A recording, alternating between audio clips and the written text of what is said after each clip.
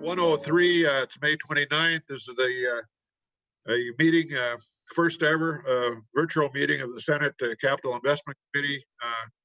It is an official meeting under the guise of the so-called amended rules and procedures related to our ability to do these kind of meetings. I have the gavel, so I will tap the meeting to order. There we are, it's not official. And it looks to me like a quorum is present, although this is an informational meeting, and as such, there won't be any voting. But the intent, obviously, as we do this with other committees, a number of us, of course, have been involved in that, is to run this as normal as possible to the extent we can electronically, and we can get pretty close. Just a note, we've got Susie Drew, the committee administrator here. Beth Kleinbowl is somewhere. The committee legislative assistant, Stephanie James, just got up and is checking something. Our legislative counsel, nonpartisan, and Casey Mum, I think, is on here as well, the fiscal agents. So they'll be here for questions. We've got 5 witnesses. The whole intent here today was not to dwell on specific projects, but generally themes around jobs in the economy, and that's related, of course, to where we are right now within the framework of our state of Minnesota and what's going on, and we don't need to dwell on that. I think we all know well and good what the hardships are going on right now and what the bonding bill might be able to do in terms of stimulating jobs in the economy. And so stressing, in this case today, transportation, because we know and we're going to hear, I think, that to some great extent, transportation is one of those areas that as we focus on, and we've done a pretty good job the last couple of years in terms of putting money into transportation. Never enough, but I think we've done pretty well. Senator Dumas' transportation bill, as well as a robust bonding bill back in 2018, at least. We've done as well as we probably ever have in terms of transportation funding. But just a note in terms of procedures, perhaps keep your mute button on unless you intend to speak. If you want to speak, you can raise your hand. Does everyone know how to do this by now? Under the participants button, raise your hand, and I'll either see it or Susie Drew will see it, and we'll get you certainly available and scheduled for questions.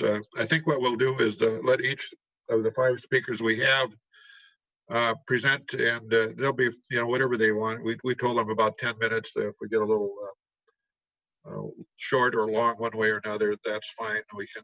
They can be available for questions, but to hear from them, questions afterwards. And again, the mute button should probably be on in case you have a barking dog or some extraneous conversation within your house that you wouldn't want to see live streamed. And by the way, we are live streamed, and of course, the committee itself is working under the Zoom format. So with that, I think that's it. Again, just to focus, again, this is transportation, it's economic development and jobs.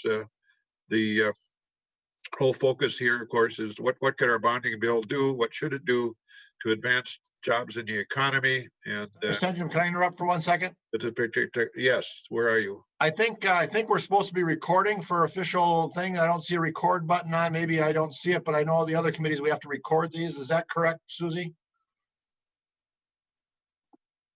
Susie Drew gives a thumbs up. So we are. Right, now we're recording. I got it. Just want to make sure we're legal. All right. All right. I don't know if we caught the front end of that. Did we, Susie? Okay. Well, maybe she's muted. With that theme, maybe I should just re-announce that this is the May 29th meeting of the Senate Capital Investment Committee. It's now about 1:08 or so, and we're meeting to hear about transportation, and I think the rest is that's enough, at least for the official record. This is the official record, so that we should certainly note that. So we'll just start out. The first presenter for us today is Bentley Graves, Minnesota Chamber of Commerce. Mr. Graves, if you're there and with us, I don't see you amongst all of my pictures, but I'm sure you must be there someplace. Why don't you proceed, and welcome to the committee. Thank you, Mr. Chair. I am here. Can you hear me? I now see you. Yes, thank you. Okay, good deal. Well, first of all, thank you for the opportunity and invitation to speak today. As the chair mentioned, my name is Bentley Graves. I'm the Director of Healthcare and Transportation Policy at the Minnesota Chamber of Commerce. And as many of you know, the chamber represents 6,300 businesses across the state, more than 500,000 employees. Our members span all industries. They span size of business, everything from our large Fortune companies down to sole proprietors and mom and pops. And we're proud to represent businesses in all corners of the state, all over the state. You'll hear, I think, more feedback today from kind of specific sectors of the transportation stakeholders, but I appreciate the opportunity to just bring you some kind of broad perspective from the state's business community about the importance of investment in the state's transportation infrastructure. Hopefully, all of you know that the Chamber has been a long supporter of investments in the state's transportation infrastructure to ensure businesses' ability to get their goods to market and their employees and their customers to their door. We support a level of investment that's necessary to ensure Minnesota maintains a safe, reliable, and efficient transportation system. To be effective, this system has to be a modern multimodal system. And just to be clear, that certainly includes roads and bridges and transit, but it also includes an efficient freight and port system that enhances Minnesota's economic competitiveness in national and international markets, and an aviation system comprised of both aviation and business aviation that provides Minnesota businesses and business travelers reliable, affordable, and efficient access to markets across the country and around the globe. Now, we don't at the chamber, at the state chamber, we don't typically engage in specific bonding bills. We don't take stances or positions about their size, about their structure, or about how the resources within them are allocated.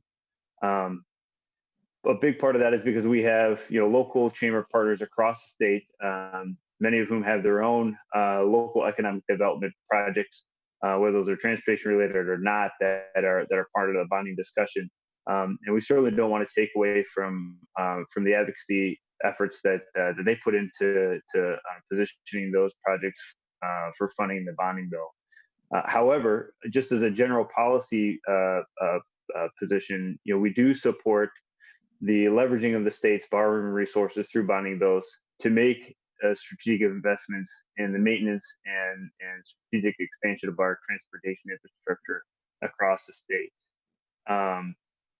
As previously noted, these are projects that serve an important purpose in the movement of goods across the state, both goods and people across the state, in the movement of our commerce and the state's economic competitiveness. It's important to note that investment through the state bonding bill allows the leveraging of the state's borrowing authority to make these investments in our transportation infrastructure in all corners of the state. Again, as a statewide organization with members and interests all over the state, this is a particularly important tool to ensure that those investments are made in all corners of the state, benefiting the economic competitiveness of the state as a whole. As was mentioned by the chair, we're obviously all very aware of the current economic difficulties that we're all kind of making our way through as a result of the COVID-19 pandemic. And I think it's also important to note that investments in infrastructure, particularly transportation infrastructure, can certainly help lay the foundation for important economic activity as we come through this COVID-19 pandemic and look toward economic recovery. Even more so for those projects that are kind of shovel ready and can be undertaken now at a time when traffic, both in terms of people and goods, is lower. Investment in these projects now can mean less impact on the traveling public and the movement of commerce.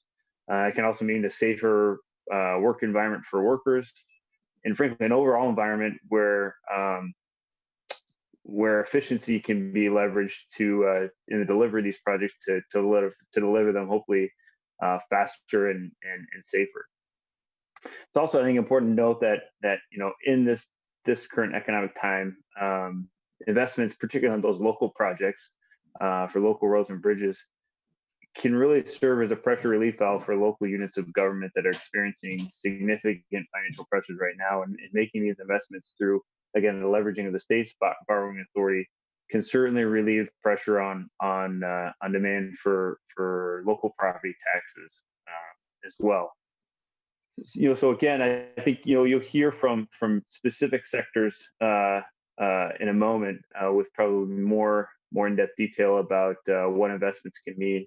But just again, just from the Minnesota Chamber's perspective, on behalf of the state's business community, leveraging the state's farm authority through a bonding bill to make these critical and timely investments in our transportation infrastructure, whether it be roads, bridges, air, rail, ports, transit, is an opportunity to really get these critical dollars into the infrastructure at a time where they can have both kind of a stimulating effect, but also I think will guarantee the state in these local communities or regions of the state significant ROI as we find our way both through this pandemic and on to the other side of it. So I certainly don't want to take more time than I need, and I know there's others that will have more to offer. But again, just very much appreciate the opportunity to kind of provide that high level perspective about the state business community's view of investment in transportation, and I'm happy to answer any questions that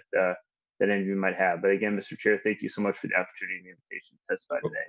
Well, thank you, Mr. Grahams, for being here today with us and presenting your testimony. I do have one, and there may not necessarily be an answer. Maybe I'm digging a little too deep, at least for the Minnesota Chamber. Some of these may be more local, but when you're sitting around, if you will, the chamber table and talking about transportation, are there any particular modes of transportation that stick out? I mean, is our airport infrastructure the way it ought to be? You hear those kind of comments, or we're not being able to get grain from southern Minnesota or western Minnesota. We're not be able to get it to market because of rail or the highway system, or are trucks congested in the Twin City urban metro area too much, or you get any flavors like that might, or the transit system isn't adequate? Is there anything that kind of just sticks out as the chamber groups talk about transportation within our state and what kind of the needs are?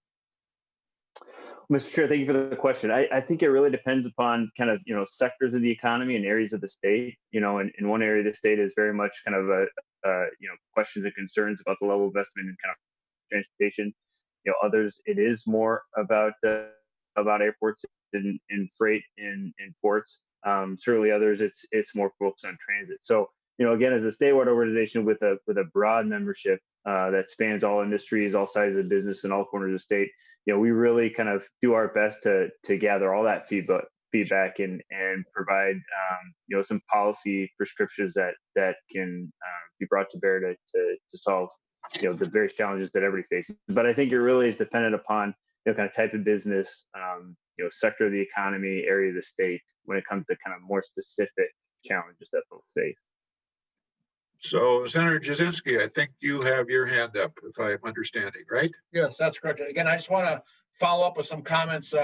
Thank you, Bentley. I just want to follow up as being one of the big benefactors of recent bonding of Highway 14. I just want to summarize a little bit of what it's done just in my district, in District 24.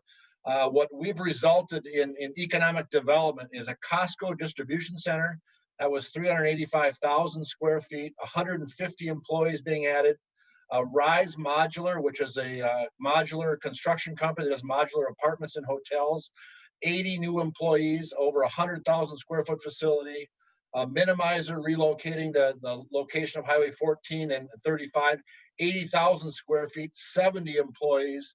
That's, folks, is 300 employees and 565,000 square feet in new buildings of economic development. In addition to that, expanding businesses were Daikin Applied, 150,000 square foot new facility, 50 new employees. Revel Greens, a 10-acre expansion, 25 new employees. Bushel Boy, 80,000 square foot expansion. All these folks are all results of capital investment in roads in my district. So huge economic engines across the state. And this is just one small example of what they do. I think total is about 1 million square feet of new buildings and over 380 new jobs. Just, I think it's a good point to add that in after Bentley's addition of what he talked about. Just a small example of what these projects do in my district, greater Minnesota, I know that metro-wise as well, but for rural Minnesota, what roads do to our economies are phenomenal. So thank you, Mr. Chair. Oh, thank you. A splendid testimony, I will tell you. Thank you, Senator Jasinski. Senator Uyghur. Thank you, There you Mr. are. Chair. Thank you, Bentley.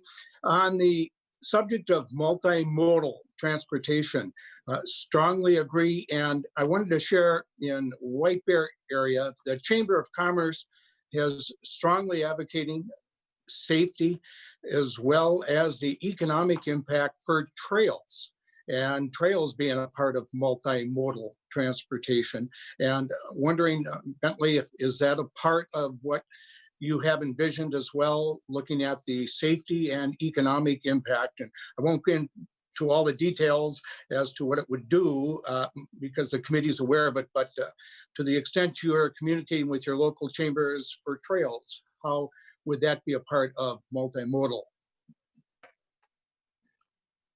Thank you, Senator Uyghur. Mr. Mr. Chair. Yeah, that's a good question. You know, again, that I think is a good example of some of those projects that our local chambers kind of bring to the table. You know, that when it comes to trails generally, I mean, there's certainly certain segments of our membership, particularly those in hospitality, maybe in tourism, that would have, you know, a higher interest in that. And again, you know, maybe a higher interest more regionally than others. But you know, as a general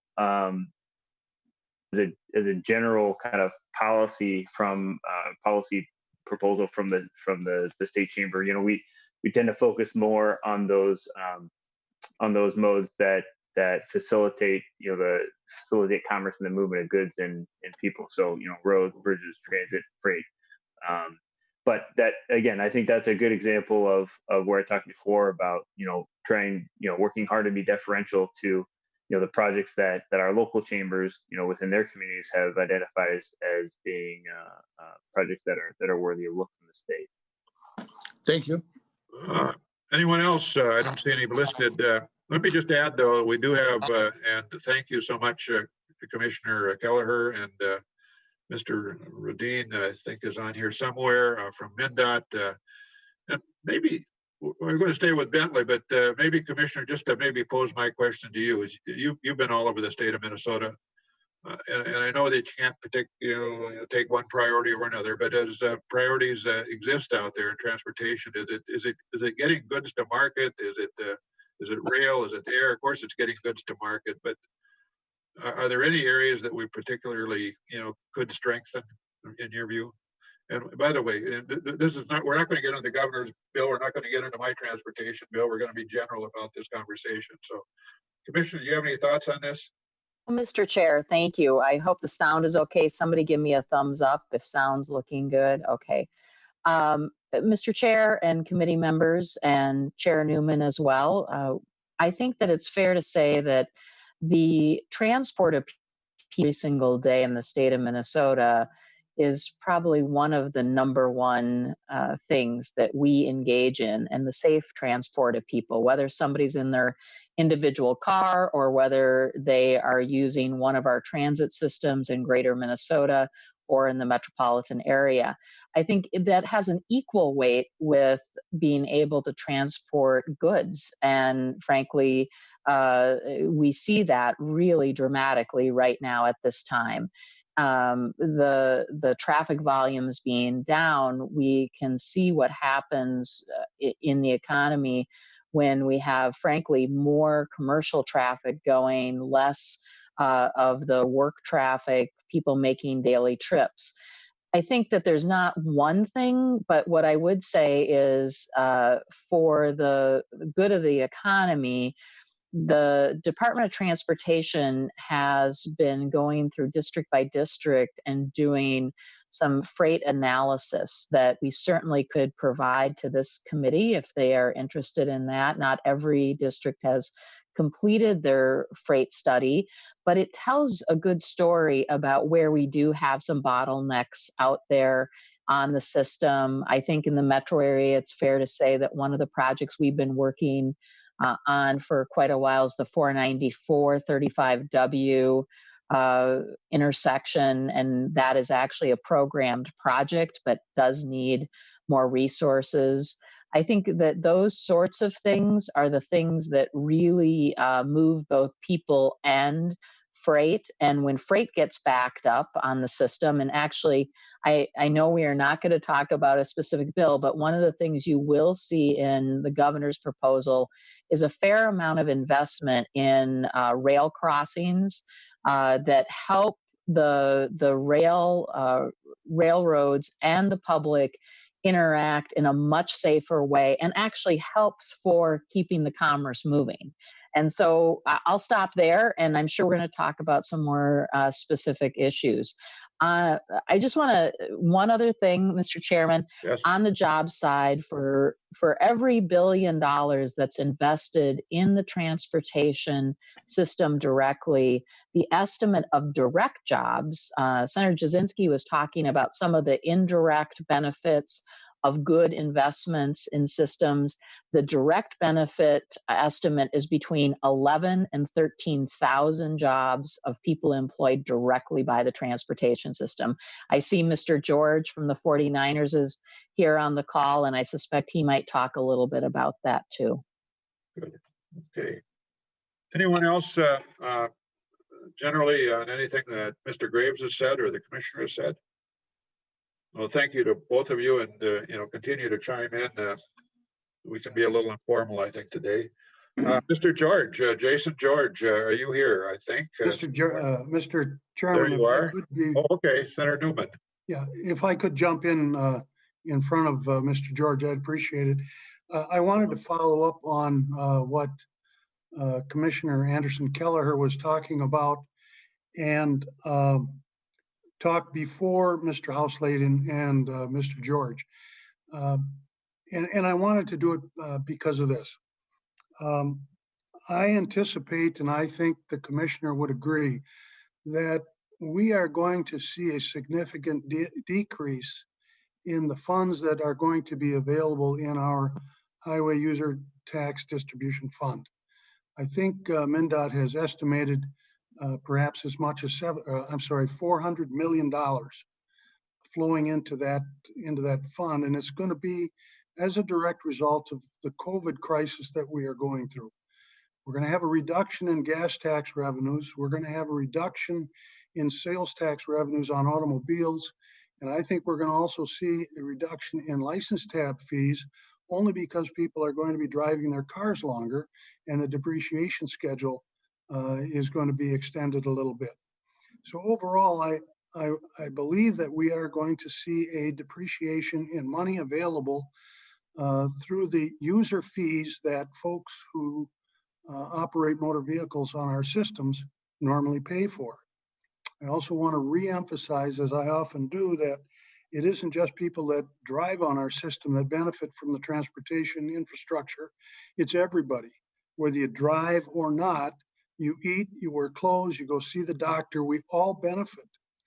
And so as you listen to what Mr. George has to say and what Mr. Housley has to say, I think that you will find that insofar as the direct jobs, that's the construction jobs that directly come out of spending money on transportation.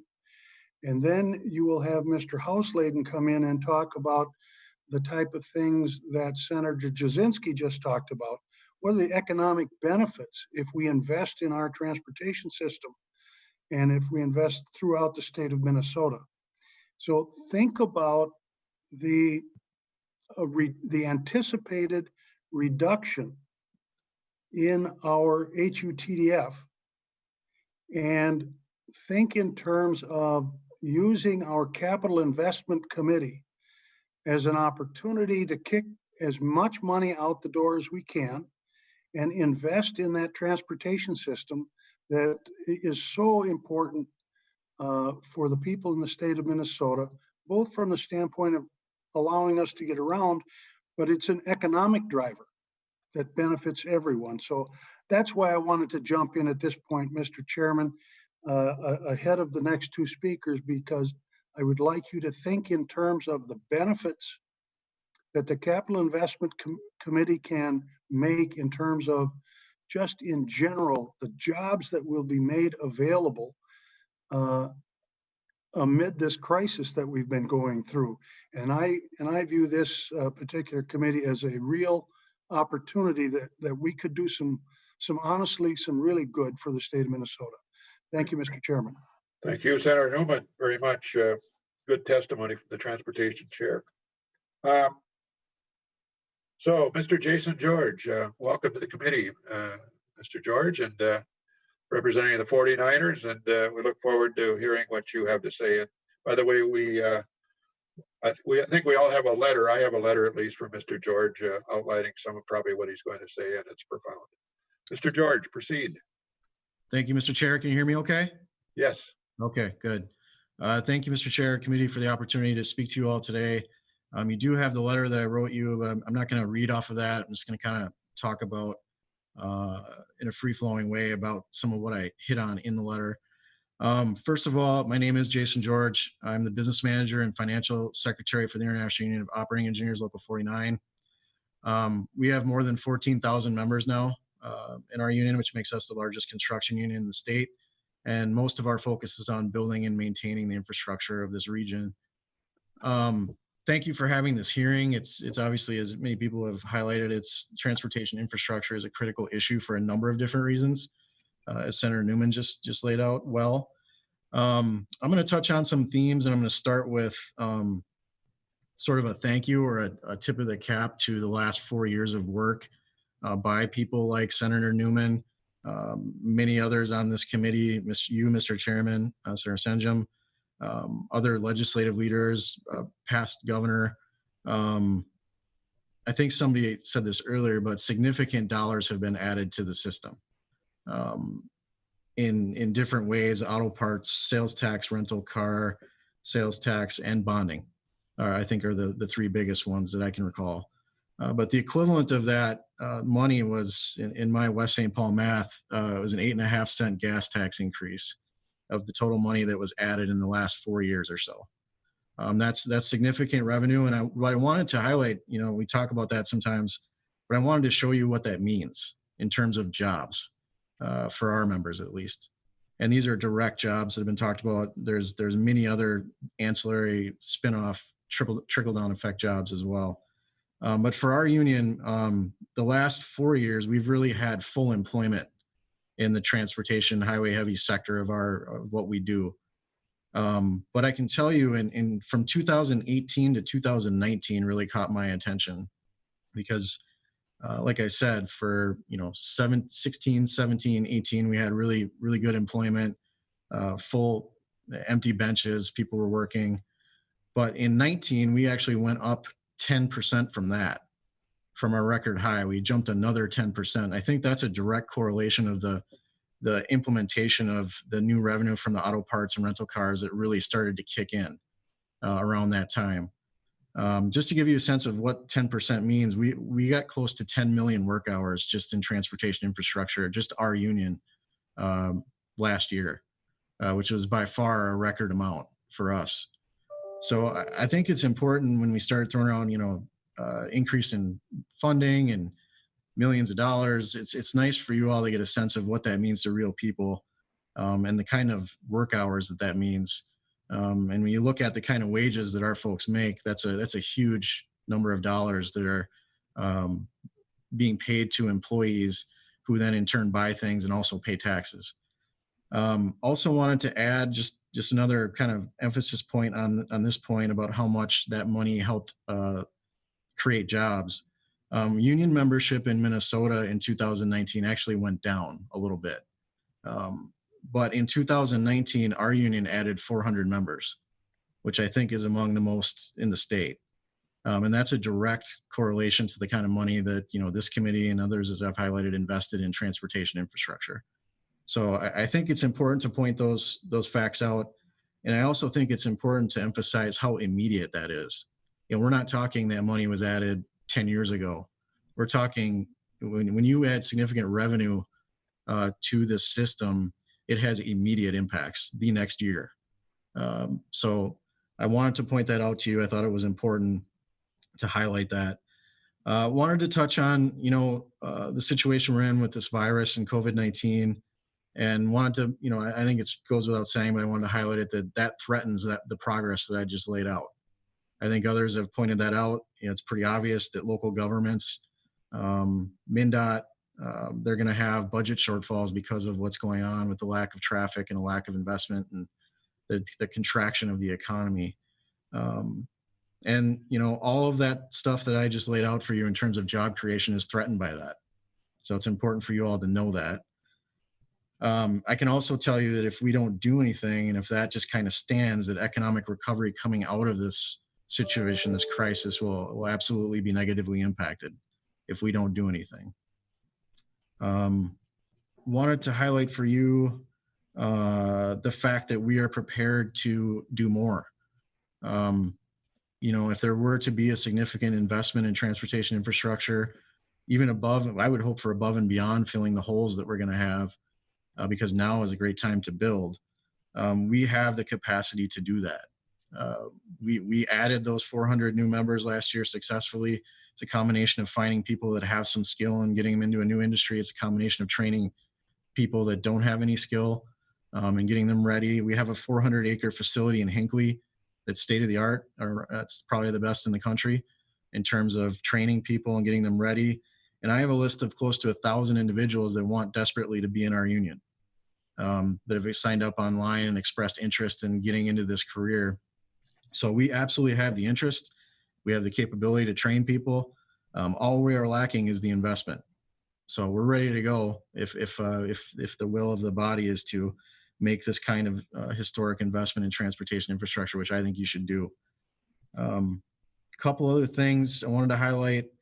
There's concern about whether or not, or just the issue of working safely in this environment and stopping the spread of this virus.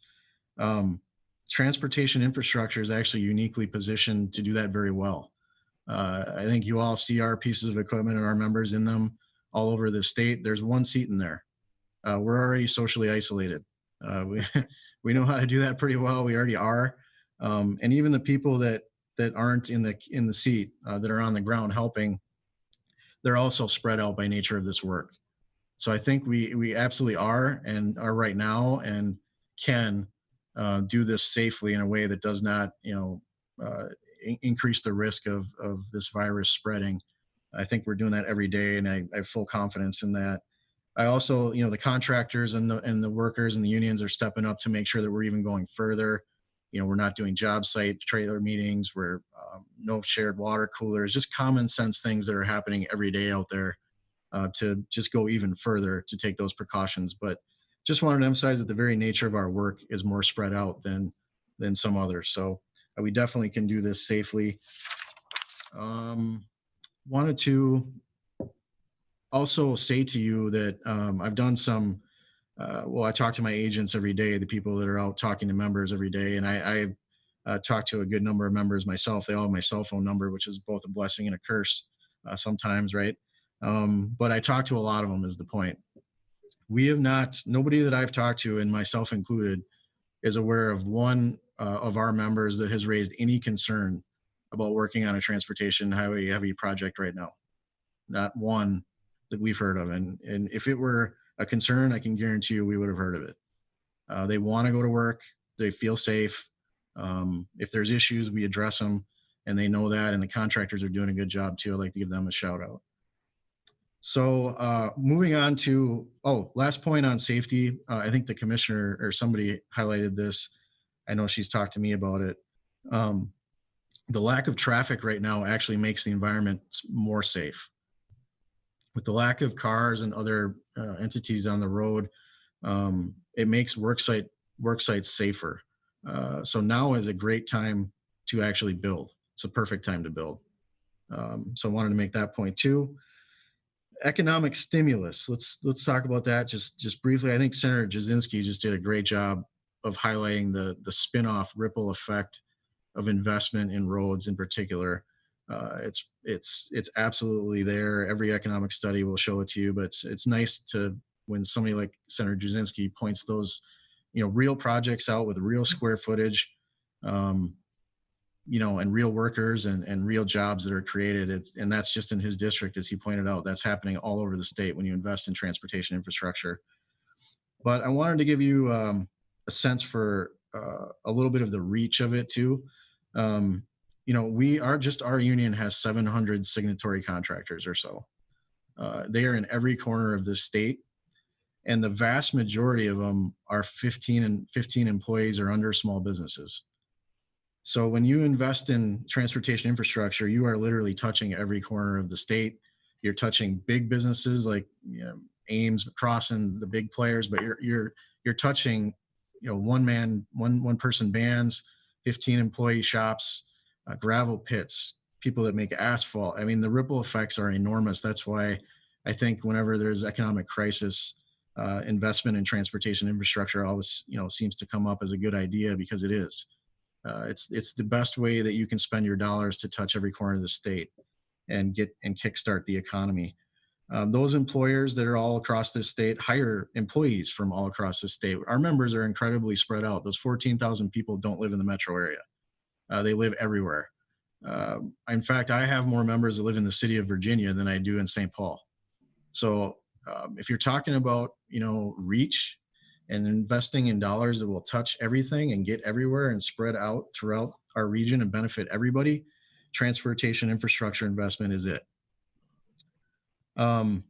Lastly, on those jobs, I think you all know, those jobs come, at least with us, with good union wages that raise families. In partnership with our contractors, we provide industry-leading pensions. We're adding a 401k this year as well for our members, that they're going to have both. They have world-class healthcare that's portable from contractor to contractor, that's entirely paid for by us and our employers. And they also get access to that training center that I talked about, that's entirely paid for by us and the employers. It's a tremendous, it's the kinds of jobs that you want to invest in Minnesota. It really is. And it's the exact kinds of jobs that if you invest in will kickstart this economy and get us back to where we need to be. So that's kind of the case that I wanted to make for a robust investment. I think now is a great time. I would urge you to invest in the biggest capital bill in the state's history that you possibly can. There's plenty of need. I think I've tried to make the case that it will do a whole lot of good for more than just the direct employees, but for the whole entire economy and for the whole entire state. I would encourage you to make the bill balanced. There's other aspects of the construction industry and sectors of the economy that have needs too. Wastewater infrastructure is definitely one I wanted to highlight for you, but also, building and maintaining building infrastructure is important too. But there's just no question that if you're going to do a robust bonding bill, it has to and absolutely should include a tremendous portion for roads and bridges and transportation infrastructure. It's the smart thing to do. I think the evidence overwhelmingly points to it's the right thing to do for the state. So with that, I'll close. And I just wanted to thank you again for the opportunity. This is an important discussion. And as you consider this bonding bill along the way, I really hope you give strong consideration to investments in transportation infrastructure. So thank you for your time. Thank you, Mr. George, very much. Great testimony. And I have a question, but I'm going to defer to Senator Tomassoni, who has one also. So Senator Tomassoni, proceed. Thank you, Mr. Chair. So I'm not sure if this is for Mr. George or for Senator Newman or for the commissioner. Let me first start out by saying I want to highlight the fact that there's no traffic in the Twin Cities right now, because I haven't been in a traffic jam now for about 3 weeks, and I'm kind of enjoying that part of it. But having said that, that's probably not a good thing. Okay, so because of what's going on in the economy, gas tax revenues have to be down, sales tax revenues have to be down. That has implications for the funding for our transportation system. So how does that particular financial situation play within the projects that are already in progress, and does it affect any of the projects that'll be coming up for the rest of the summer? And we also have a situation where the price of oil is down, which makes me think that maybe the cost of the construction product is down also. So there's a whole series of dynamics within the economy that could be affecting the projects in highway construction this summer, or do they not affect this summer at all, and they actually are prospective from here on. So I'm not sure who's best to answer that, but I'll let you decide that, Mr. Chair. I'm going to look for the light that around the face that lights up first. Well, I think it's probably, looking your way, but I think it probably comes my way. Thank you, Chair Senjum and Senator Tomassoni. I think one of the things it's a mixed bag of what's happening right now. The positive is that because of the Department of Transportation's strong fiscal policies that have been in place now for a number of years, we will be able to deliver upon all planned construction for this season. And there may even be, as Senator Tomassoni mentioned, some slight benefits that come in on a few of the projects that have not been let yet in terms of pricing, where we had seen prices kind of skyrocketing the last couple of years overall, both materials and labor. There probably is going to be some opportunity here for a bit of stretching of those dollars. I think it's fair to say that should you decide to invest in some of those local projects that are ready to go, those could get onto the ground this year yet. But really, you're making an investment that helps us prime the recovery for the future. And the challenge there a bit is that we will see some amount of change in what's going to go into the Highway User Trust Fund, as Senator Newman mentioned. And we will be making an updated projection about the very same time that management and budget does that for the rest of the state budget. We'll do that for the transportation funds. Now, the hard part of this is none of us have the crystal ball to know what will happen to the driving public as we start to come out of this. Will people, because they may not be feeling comfortable immediately getting back on airplanes, will they be driving more? Things like that. So right now, we have very preliminary estimates, but it is fair to say that we will see a decline in what's going into the Highway User Trust Fund. That will also trigger an effect that we have an internal bond debt limit. It's a policy of the department that was set out in statute by the legislature for us to establish that, of to not spend more than 20% of the Highway User Trust Fund on debt service. The decline in the Highway User Trust Fund will contribute to a possible reduction in the amount of capital funds the legislature and governor could commit to. Now, it is a policy, and I do want to note that it's a policy. And should we ever go above the 20%, what is required is a detailing of going above that 20%, and then the detailing of how the department will come under it. So that's three things that say, one, there's not a problem for this year. We are not canceling any projects. I will tell you, some of my colleagues around the country are canceling projects. We are not planning to cancel any projects. We're trying to take advantage of the lower volumes of traffic right now, as are our local partners. The other thing is this, I do have to say, I know this is the Capital Investment Committee, Mr. Chair. This does not replace still the need in the long term for some more long-term sustainable funding for transportation, which Senator Newman and I have talked about.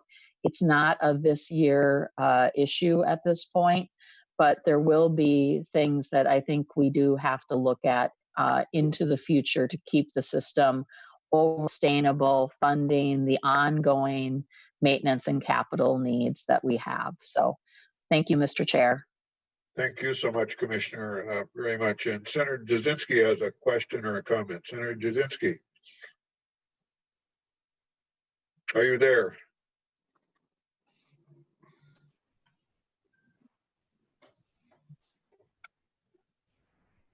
Senator Jasinski? Okay, if not, Senator Nelson, Senator Nelson, Thank you, Mr. you are Chair. welcome, and proceed with your question. Thank you, Mr. Chair. Commissioner, thank you for the update. I'm just looking for a little bit more. I was intrigued by the 20% guideline for debt service out of the Highway User Trust Fund. And I'm just wondering if you could tell us, where is that now? Is the department at 10%, 15%? Where is that right now? How much of the Highway User Trust Fund is being used for debt service? Commissioner?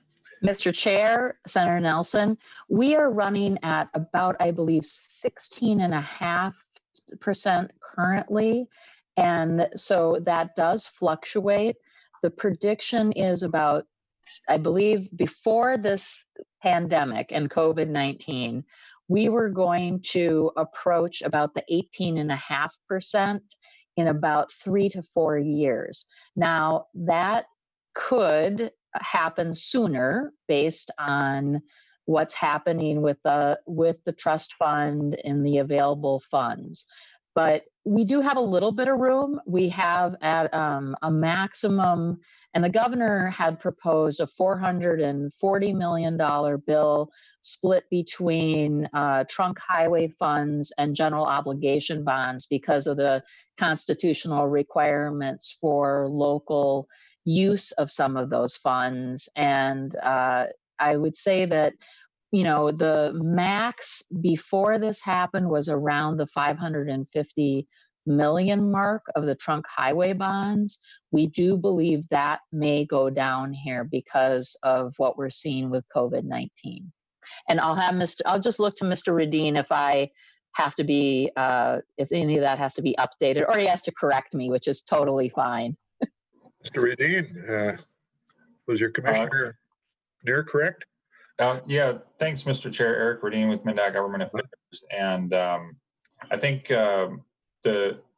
just the only correction is that we're estimating, I think we would peak out in about 2025 under current trunk highway bond authorizations and, you know, forecast revenues. But again, that was based on the February forecast, and with the revenue situation that has changed here in the last month or so, I think, you know, those numbers are going to be changing. And so we're working with MMB to come up with, as the commissioner noted, and as I'm sure you're all aware, some updated revenue forecasts that we can hopefully share sometime, I believe, next week, so that you have that information you can use to make decisions here as we head toward the end of session. Thank you, Mr. Radin.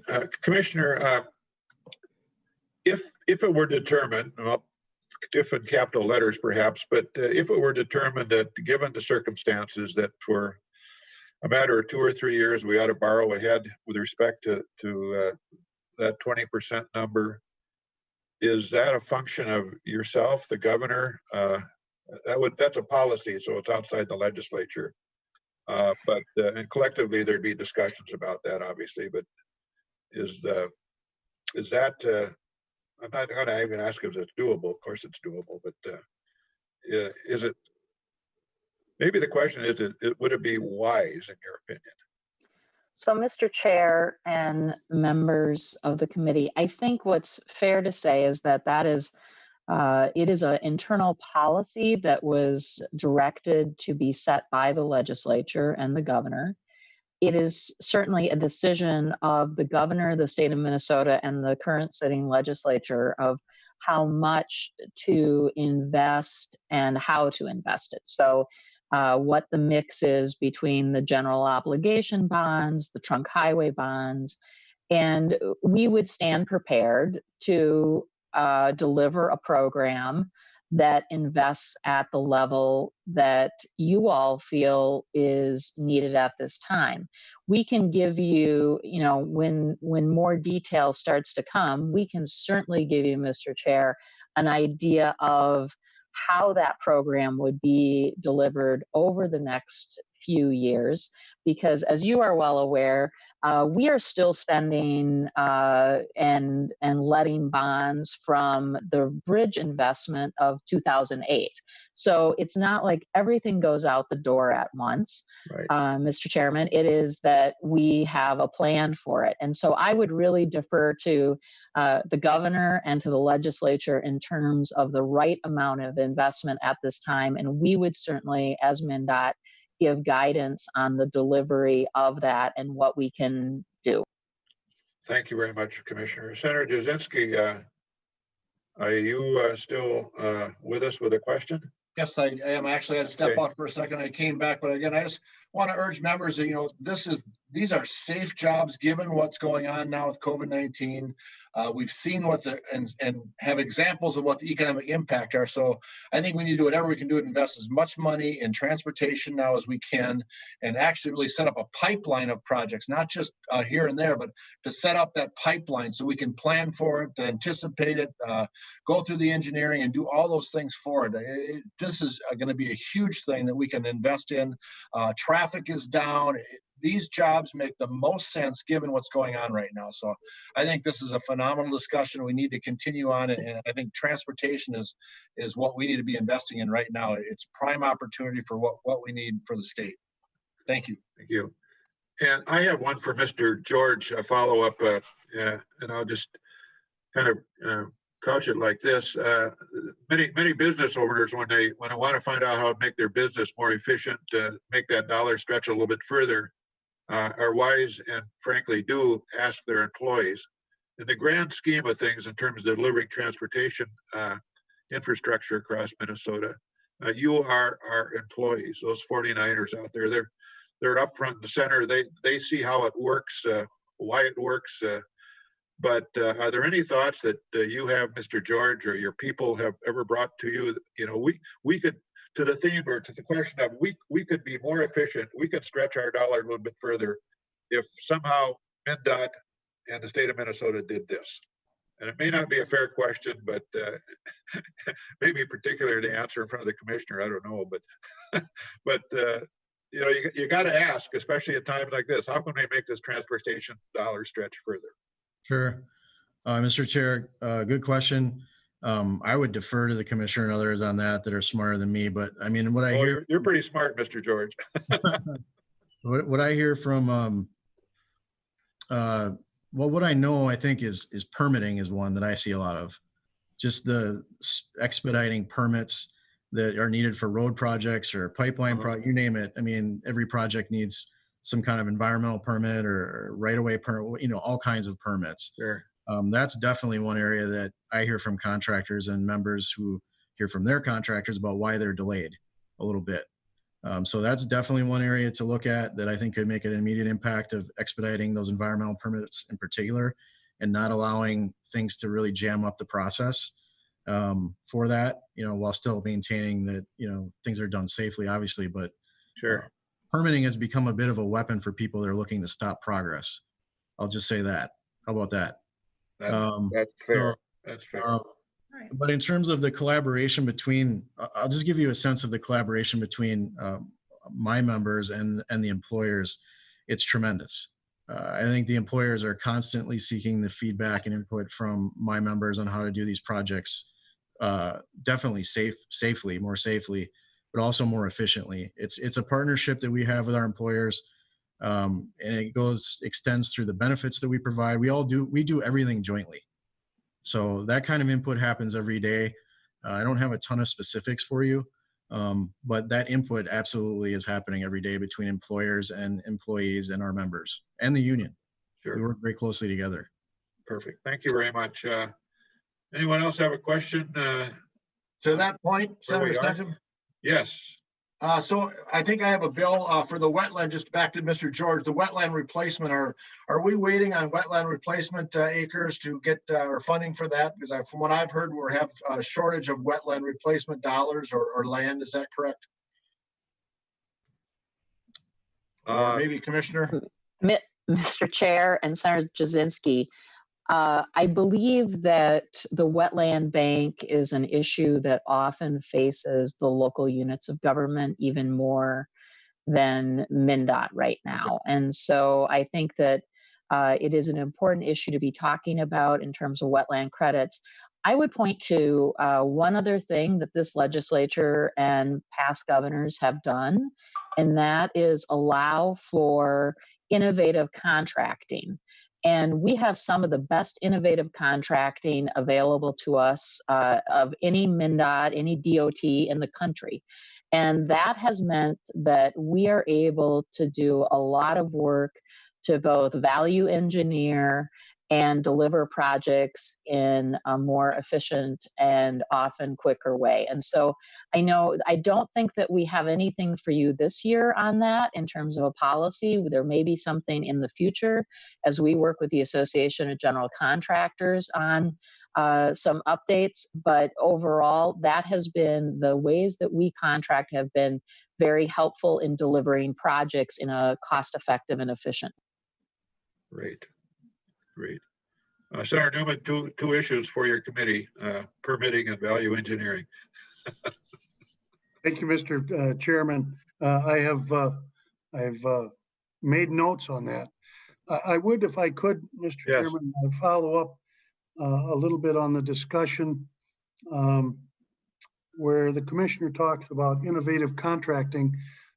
Given the limitations that we know we have on trunk highway bonds and to a certain extent on GO bonds, we could also think about some innovative financial structuring for purposes of getting the necessary money out the door so that we can begin working on some of these projects. And I know that there are bonding structures other than trunk highway bonds. We could consider maybe using some of those. I know that, for instance, we could consider using a certificate of indebtedness as maybe a placeholder until we could utilize more trunk highway bonds in the future. I'm simply suggesting that the fiscal folks and the financial folks could maybe help us come up with ways where we could take advantage of low interest rates, the need for more money into the infrastructure at this time. And say, for instance, Senator Tomassoni says, the cost of gas is way down right now. Well, if the cost of gas is down, so is the cost of asphalt. And maybe we could use some kind of financial innovation to help us get some additional jobs out the door. Thank you, Mr. Chairman. Thank you. All right, let's see. Okay, why don't we proceed next, Mr. Hausladen, is that right? Hausladen or close? That's correct, Mr. Chairman. Okay, welcome to committee, Mr. Hausladen, Hausladen, representing the Minnesota Trucker Association. We appreciate you being with us and kind of sticking with our conversation here. I know sometimes we maybe get a little long, but I think so far I'm frankly impressed with the conversation we've had. Right. Well, thank you, Mr. Chair. Again, I am John Hausladen, president of the Minnesota Trucking Association, and I do thank you for the opportunity to be invited here today. And I can tell you, it is really nice to see you all. We work in these virtual environments, but the work you do and the work we try to support you doing is so important. And it is good to see you. And thank you for the leadership you're all exhibiting and making some really challenging decisions, and obviously dealing with, how do you sustain local roads and bridges and freight movement as part of that conversation. And I don't think it's an exaggeration to say that trucking is Minnesota. Our 650 member companies, they hail from every corner of the state and really every point in between. And when you think about trucking, trucking really is a microcosm of Minnesota's diversity. And we haul a lot of raw things, agriculture products, timber, mineral that comes from the fields and the forests and the mines. We haul livestock and milk, plants, and farms to grocery stores and the plants. And then we haul manufactured cabinets and snowmobiles from factories.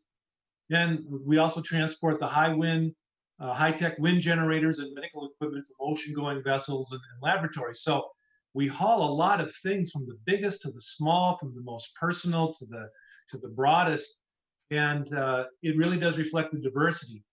And the equipment that we use really reflects that diversity. So when we talk about trucking, I think it's important to realize trucking is not just one thing.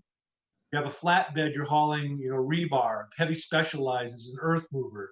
Refrigerated might be meat. Tank could be petroleum or pneumatic flour. A dump truck, could be just that, sand and gravel. Less than truckload could be paper and then parcels of the things we get at home. And really, when you think about it, trucking is the link that brings it all together. Just a couple of statistics. 68% of Minnesota communities are served exclusively by truck. So think about that for a minute. 7 out of 10 communities have no air, no rail, no water. Everything that goes in and everything that goes out must be hauled by a truck. Then if you take a look at just tonnage, 78% of Minnesota's manufactured tonnage, so these are the things we make, is hauled by truck. So it's not an exaggeration to say, and I know you've heard it before, but I love saying it. If you got it, a truck brought it. Now, the current COVID-19 crisis has brought attention to something that truckers have long known. Trucking is essential to our daily life. And this is on display as our brave men and women have put themselves food and medicine and critical supplies that continue to be delivered each and every day.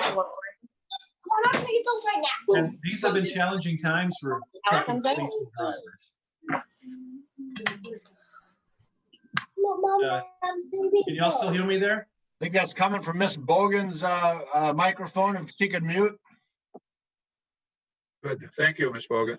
Thank you. Yeah. So to take another run at that, the current COVID-19 crisis has brought attention to something truckers have long known.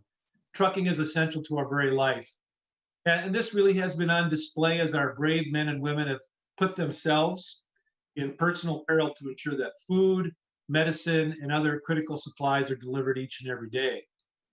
Now, these have been challenging times for trucking fleets and their drivers. And again, trucking isn't just one thing. It impacts sectors differently.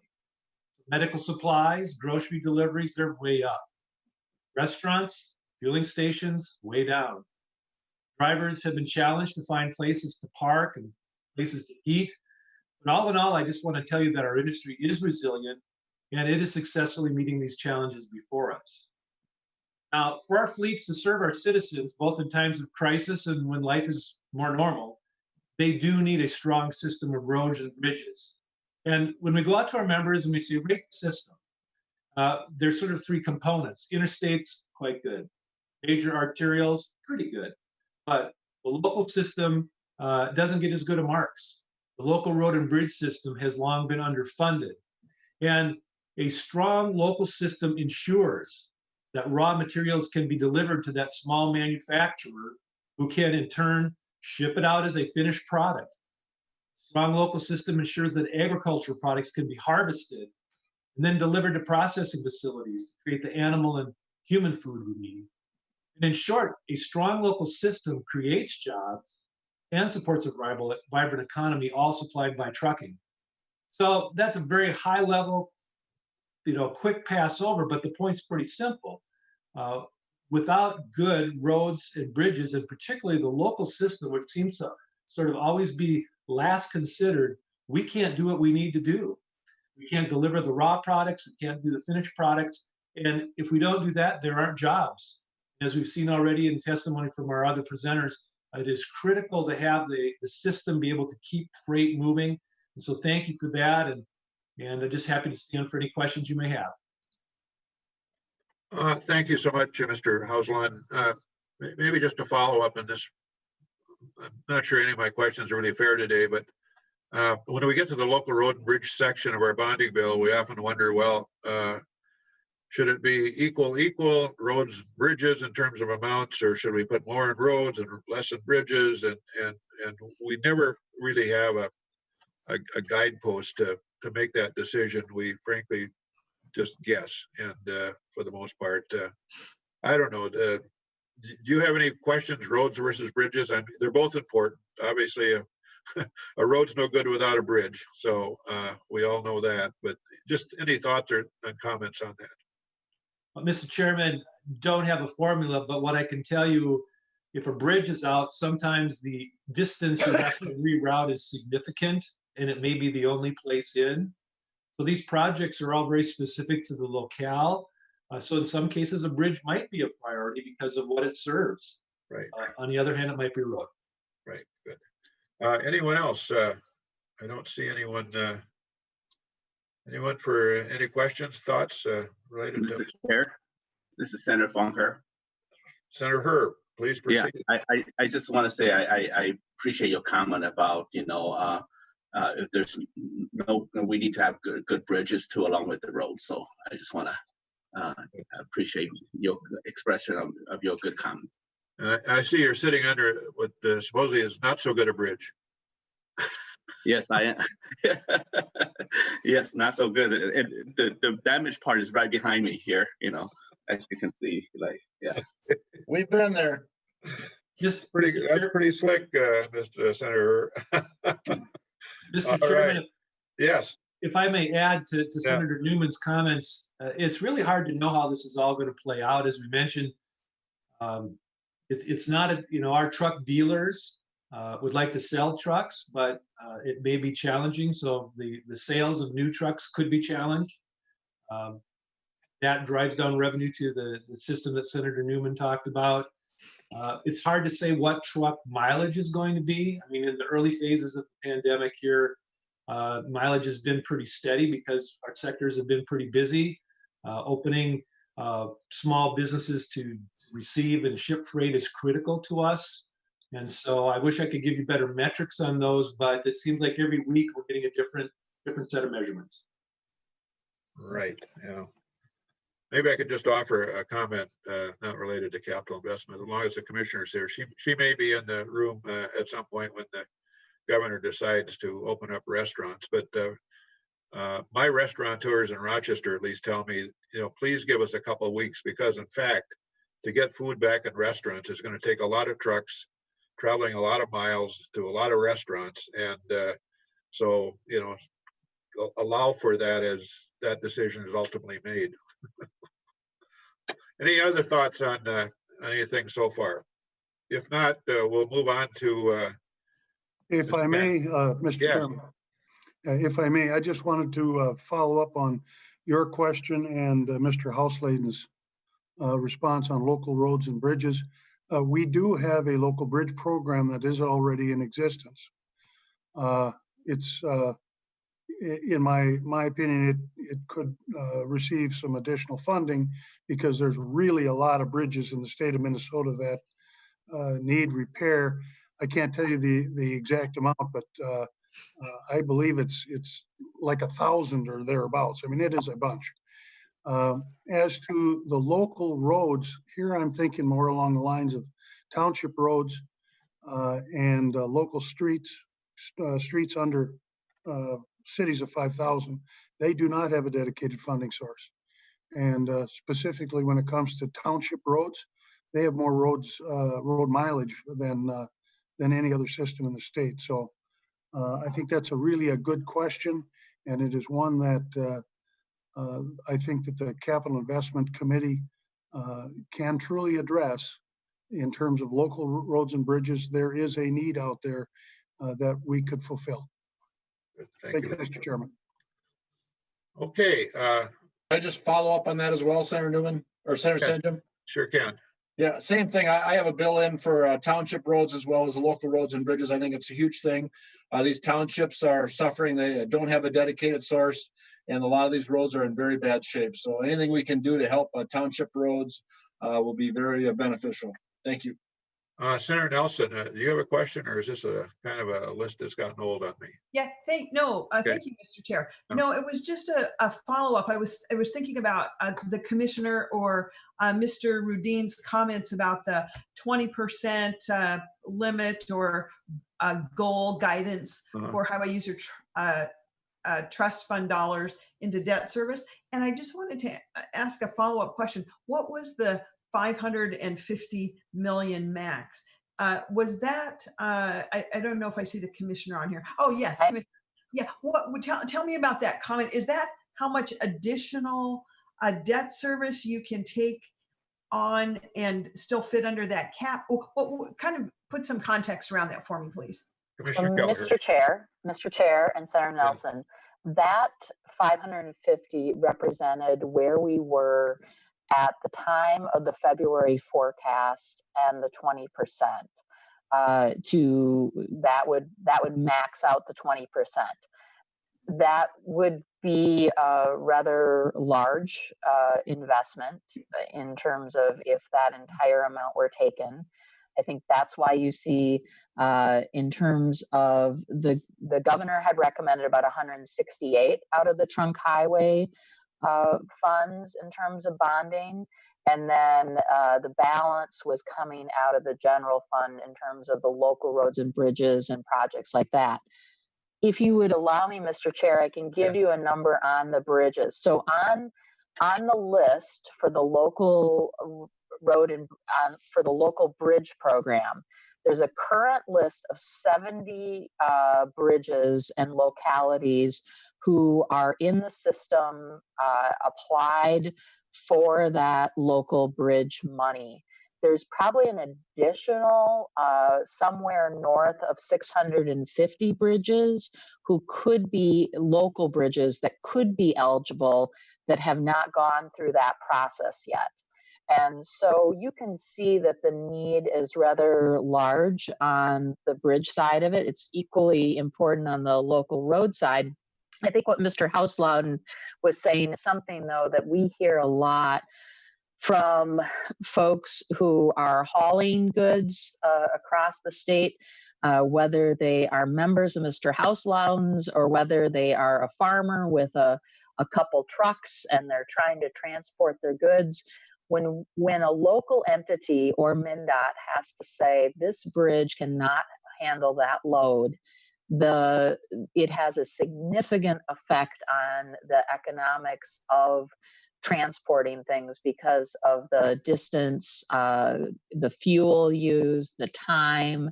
And so we do see this as a big priority for the department to work with our local partners to be able to satisfy the needs and get those bridges structurally in good shape.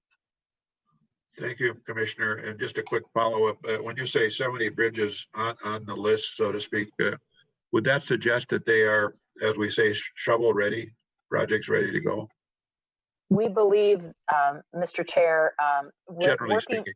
working with our local aid office, which works with both the cities and counties, those bridges that are in that 70 list are the most ready to go. And I can get you, Mr. Rudin may have it off the top of his head, but we can get you the timelines for about how long it takes when you're on that list from the time you get funding to deliver on the project. I think it's fair to say there's probably a little bit of a range, but those local communities who have their bridges on that list have gone through a significant portion of the process, are ready to get prepared. Good, thank you. Okay, Mr. Housewagen, we're still on you. Any further questions of Mr. Housewagen? Okay, so moving on to Ms. Kathleen Harrington, President of the Rochester Area Chamber of Commerce, to speak about maybe a little focus on air from a general point of view. Anything else you want to talk about small business related to transportation? Welcome, Kathleen, to the committee. Well, thank you, Senator Senjum and members of the committee. It's wonderful to be with you today. And my own Senator President, Senator Nelson, special greetings from Rochester. But so thank you so much for the your laser focus on the value of infrastructure investment on economic growth. I think there's little doubt that it does enhance productivity and growth, but what it means now going forward, I think cannot be underestimated. Obviously, the infrastructure system is interdependent, so I'm not going to get into the battle of the modes here, but aviation, needless to say, is a critical component of that infrastructure central nervous system of our state's economy. So I have been asked to address the importance of aviation and its role, its special role as we all get on the path forward, God willing, to recovery. So as part of my testimony, and I'll try to shorten my remarks in the interest of time, I'd like to refer you to a study that we participated in, MnDOT's Office of Aeronautics Comprehensive Analysis of the Economic Impact of our state's aviation system. As you all know, there are 103 public and general aviation commercial service airports in our state, which is phenomenal. We're very, very fortunate to have those transportation links. And what's clear is the direct impact of that system is significant. It's about 94,000 jobs, 4.4 billion in payroll, but the total economic activity, including the direct and the indirect, equals about $18.2 billion. So the leveraging of that is significant. And I can speak from authority here in southeastern Minnesota that our airport, the Rochester International Airport, is a significant magnet in economic growth. When it is part of the attraction for new businesses, small business, talent coming to this area. It is an airport and its convenience is asked about, and we are very pleased in southeastern Minnesota that we have this asset. So much so that I'm joined by about five chambers of commerce in this region asking for your support for the Rochester Airport's runway construction project. But our airport, there are other countless examples of employers and communities around the state that rely on aviation as a business tool. Aviation ties businesses together, multiple domestic and international locations. Obviously, it helps oversee large-scale development projects. It's critical in supply chain transport and helps expand market areas and reduce employee travel time and costs. So in fact, DEED says that as they attract airport new businesses to Minnesota, the presence of our airport is critical. And as I said, in Rochester, that's certainly the case. But just as I reported, when I talked about the economic impact in the MnDOT study, that's from 2019 in a time of economic expansions. But going forward, I think everyone shares a concern about what is the expansion or what is the recession of our economy going to look like. Aviation is going to be a critical asset in business recovery strategies. What we've been telling our members, our small business members here in this community, that the businesses that will succeed are going to be the ones that learn to reimagine themselves, redefine a new way of doing business, redefine reliances on different assets in the community. Aviation is going to be critical in that reinventing strategy. Just in this region alone, 1/3 of it's ag, 1/3 of it's healthcare, and 1/3 is small business. And that's why, as I said, the 5 chambers have joined together and standing together to say, we need to repair our airport. We cannot have a runway being out of use, especially during this time when we're going to have to all link arms and work together to recover. So the 133 airports in our state, 132 of them more regional and local, absolutely need your focus on their accessibility, their safety standards, and your focus on the resources. Just from Rochester alone to, let's say, Thief River Falls Airport with its increasing utilization by Polaris and another employer. It's key that business depends on aviation, proximity to aviation. And obviously, I'm not trying to make aviation stand out any more than other modes, but it is an integrated system. And increasingly, as our nation moves to the more to the hub and spoke system, the impact of regional aviation on economic growth cannot be underestimated. So with that, I just urge your support for the capital improvement projects focused on airports. And I'd be happy to take any questions, Mr. Chairman. Thank you so much, Ms. Harrington. Are there any questions on that testimony?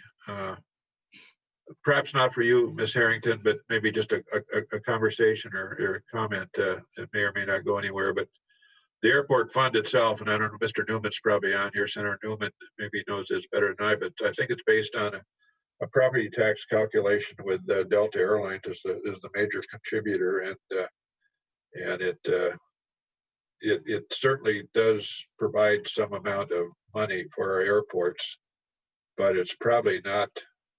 Speaking about the number of airports we have, 103, I believe you said, it's probably a little light as you think about the needs of these airports and their importance.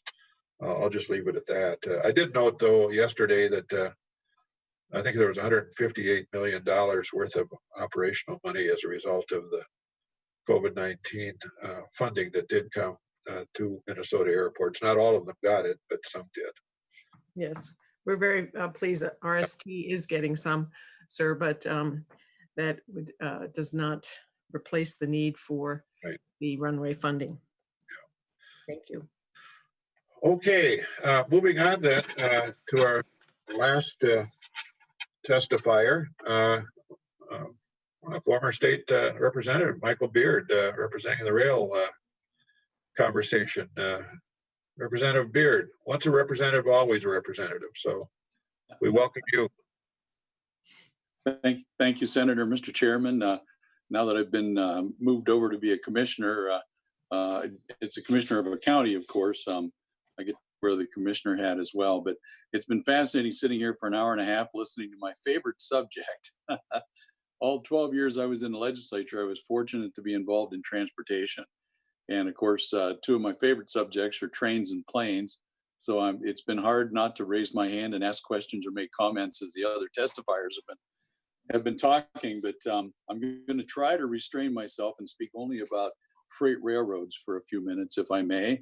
But I'll just heartily say amen to the comments regarding aviation and some of the other things you've talked about. I am, as you mentioned, Mike Beard, former state representative, current county commissioner, and I also am the government affairs consultant, if you will, for a publicly owned short line railroad property by the name of the Minnesota Valley Regional Rail Authority. Runs from Norwood, Young America through Winthrop, Redwood Falls out to Hanley Falls in south central Minnesota. It's been a publicly owned railroad for almost 22 years now. 5 counties banded together to buy that property and save their railroads to save their small town economies. And that's what I want to talk about here a little bit. So I'm going to give just a brief overview, if I may, of the railroad industry in Minnesota, which is now about 4,800 miles of track, split among 19 railroads. Of course, everybody knows the big 4, Canadian National, Canadian Pacific, Union Pacific, and Burlington Northern Santa Fe. They're what we call the Class 1 railroads that run from coast to coast and border to border. But mixed in with that, and very important part of the railroad mode of freight transportation are 15 short line railroads, of which the Minnesota Valley is one. And maybe some of you are familiar with short line railroads in your districts around the state. They're the retail railroads that run a small town and handle sometimes as much as unit trains, but usually 1 car, 5 cars of propane, fertilizer, some chemicals for your water treatment plant or what have you. Very important part of supplementing what John Hauslauden's group with the trucking company does. Trucks oftentimes are the last mile to the dock door, but many times the bulk commodities travel most effectively, most safely on a railroad car. Up until about the 1970s, Minnesota had almost 9,000 miles of railroads. And then during the Great Abandonment sweep from 1976 to about 1984, we lost almost half of our railroad capacity in this state. About that time, Minnesota's legislature formed something called the Minnesota Rail Service Improvement Program, put it in the Department of Transportation, and tasked the Commissioner with Transportation. I'm going to read the opening line with you to you. It says, the Commissioner shall identify those rail lines that have been deteriorated or in danger of deteriorating so that to be unable to carry goods at the speeds or weights necessary to efficiently transport the products that need to be moved on those lines from our towns. That's Minnesota Statutes 222.5. And so that started in 1976. That program has been in effect now for 40 some years. And whenever Senator Gimsey and I were chairs of the committee, Transportation Committee, we pulled it in front of our committee and said, you know, we need to step up our game a bit here because we have short line railroads. The ones that are left are really struggling with track that many times was laid in the 1880s through the early 1900s. And railroads are still trying to operate on some of that brittle old rail. And so we started something called the Freight Rail Economic Development Study, which culminated in the Minnesota legislature about 3 years ago, actually updating the Mercy program and directing MnDOT and the commissioner to promulgate new rules, actually be able to make grants and loans to not only shippers that needed to build a siding, but to the little short line railroads directly. And so that has been a successful step in the right direction. It's still very lightly funded. Here a couple of years ago, there was $1.5 million put in that fund, and it was oversubscribed almost immediately.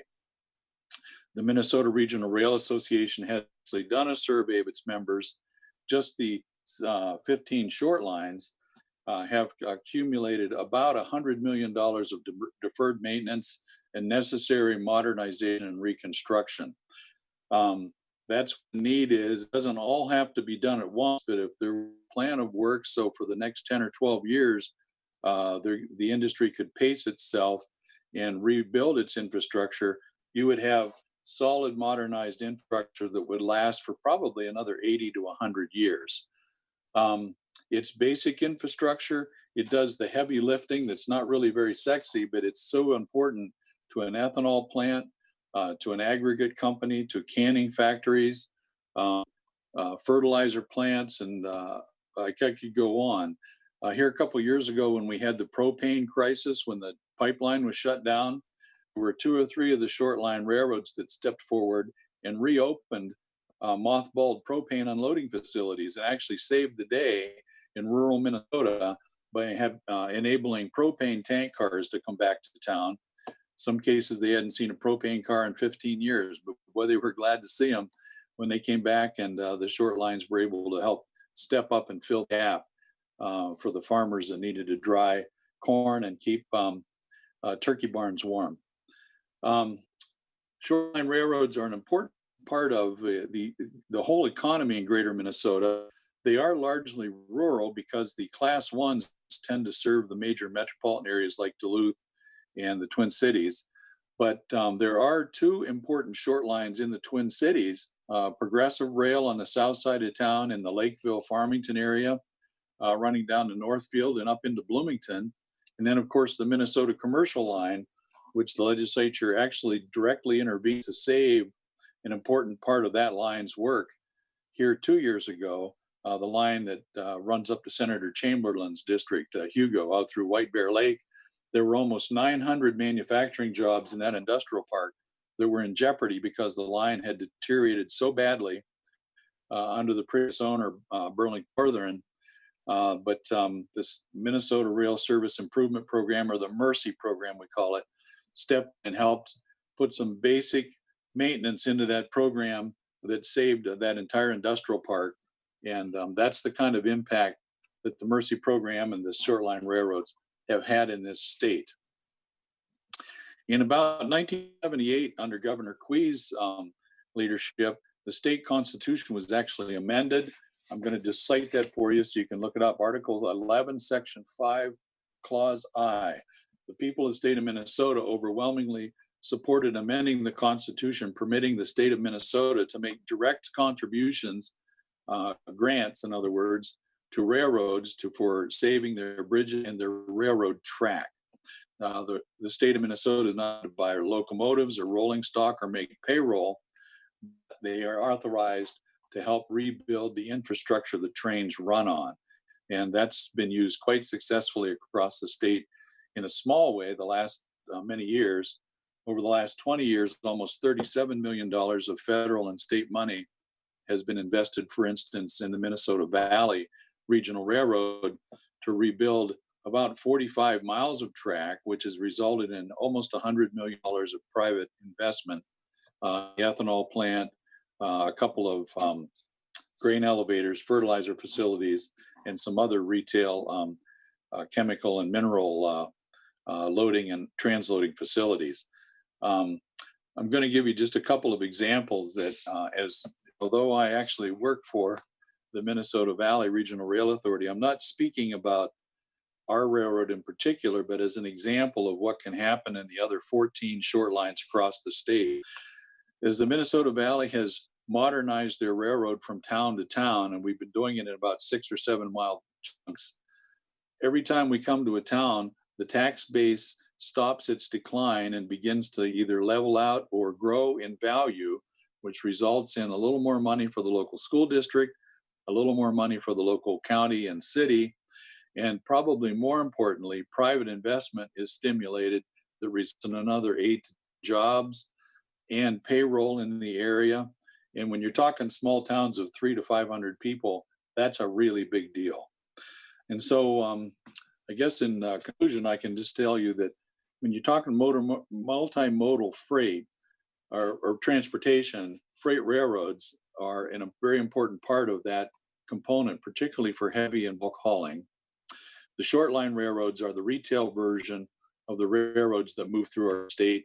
Usually the short lines are moving at speeds of 10 to 20 miles an hour, and they stop in all the little towns that the big guys don't stop in anymore. Let's see, there was one other thing. Just a comment on Senator Newman and Senator Jasinski were talking about permitting. I know that with the Minnesota Valley Regional Rail Authority, we had and have a stream of funding from our real estate rental. We did anyhow until the legislature changed that. More about that another day. So we've been doing some preliminary engineering work to get ready for whenever the legislature actually grants us a bond request. Like 2 years ago, there was a $5 million bond request. Thank you very much. Bought 7 miles of new rail and about 10,000 railroad ties that we were ready to put in the ground right away. But we had to get the categorical exemption, the CAT-X they call it, of the environmental review, which was basically we were lifting old rails and putting down new rails. We already had the stormwater drainage and all that stuff. It was a matter of checking the box, and it still took 4 to 6 months to get the categorical exemption through, even though it was entirely non-controversial. So if you're asking for a little input on how you can make things better, that might actually be a Washington. But boy, it would sure be nice to be able to speed things up a bit if programs that were non-controversial and processes that are basically just making sure and checking the box, if those could be reduced from 6 months to maybe 30 days or so. I think there were a couple other points that I was asked to make. Let me just see here. The breadth and how it impacts the state economy on a larger scale. Let me just comment briefly on that, because if you put 20 million into the Mercy account or 25 million, 2 things happen almost immediately. One is railroads like ours and others, the Ellis and Eastern down in the Buffalo Ridge, applied for and received federal build grants. We currently have application for 2 grants under this COVID-19 stimulus. One is a build grant and one is a rural EDA development grant. Both of those require 20% local match. We need to have that money committed in somewhere that we can work with. Working through the Mercy Fund is much more flexible and much more immediate than having to wait for the legislature to reconvene to grant us a bond request for a match for a grant like that. But when those grants are issued, we're ready to go. We've got our preliminary engineering done. We're ready to pull the trigger on the environmental impact statements and the categorical exemptions. And they're going to create some construction jobs right away. Yes, that's sure. We work with a local Minnesota company that employs about 20 to 25 people when they're doing our track work. But that's not the big deal. The big deal is when we do that, we increase the efficiency and the effectiveness of our farmer co-ops that we serve. And we've already seen about a $3.5 million investment in Fairfax. Another $17 million is pending, waiting for the heavy rail and a couple of bridges to be reinforced. And I can think of one on the west of the river. They've already spent $9 million upgrading their facilities just to haul cars out of there at 7 miles an hour, 25 cars at a time. When we are finished with our build grant request to actually modernize the track all the way to their facility, they'll spend another $7 to $9 million to complete their facility and probably hire 7 to 10 more employees, because they'll then be in the shuttle business. That's the longer term impact. Besides property values going up, tax revenue to the local communities, it takes trucks off the state trunk highways. We still use trucks from the field to the elevator, but as importantly, the farmers themselves are realizing somewhere between 12 to 20 cents more per bushel that stays on the farm because their prices are so much better. And that's a very big deal when you're thinking of corn at 200 bushels an acre, and you're thinking some of these farms, how big they are. When that money stays on the farm and is spent in little towns like Delhi or Redwood Falls, that is a long-term economic impact that I'm not sure we know how to quantify for this committee hearing today. But that's what happens when investments like that are made. So to the extent that you can bolster the Mercy account, I think that would be a huge blessing to the state from one end to the other and from side to side. Mr. Chairman, I could talk all day about airports and trains, but I'll stop there and stand for questions if you have any. I'm sorry, your mic must be muted. There we go. Should be now. Senator Dames, you had your hand up. Proceed. Yes. Thank you, Mr. Chair. I certainly appreciate your doing this hearing today, and thank you for that. And I'd like to thank Mike for his presentation, along with all the other presenters. But formerly, in a former position, I used to serve as a board of director at the Minnesota Valley Rail Authority, and so I'm very familiar with that.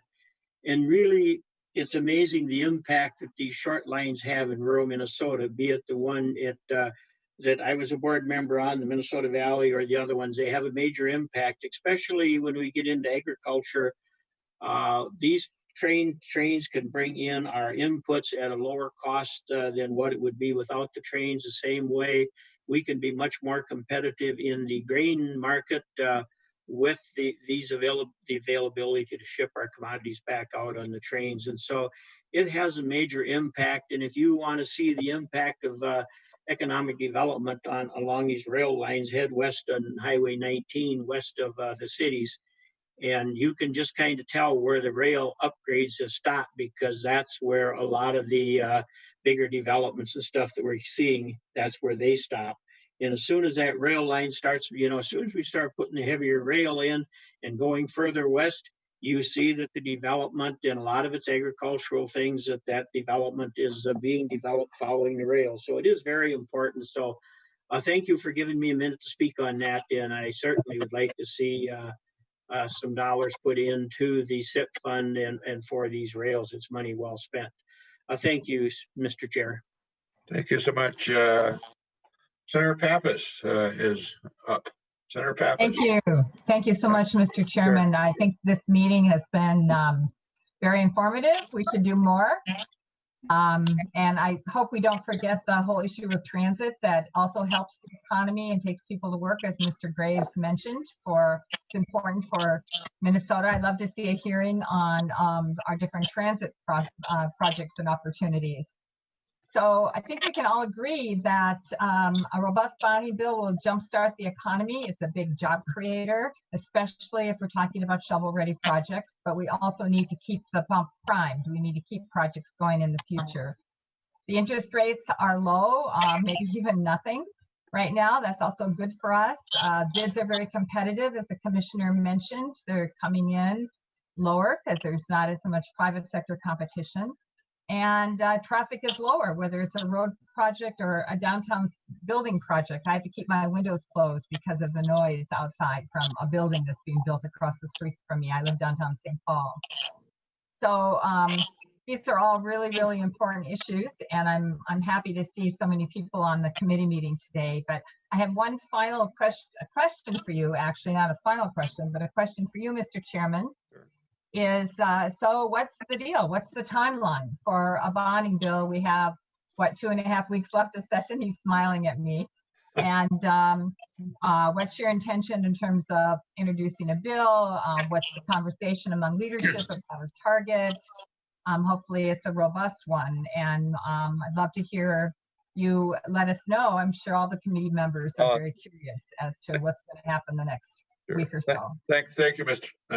Senator Pappas. If there's a target, I haven't heard it. With respect to the bonding bill, though, I'm not going to tell you it's going to be Tuesday or Wednesday or Thursday next week or anything like that, but it's going to be imminent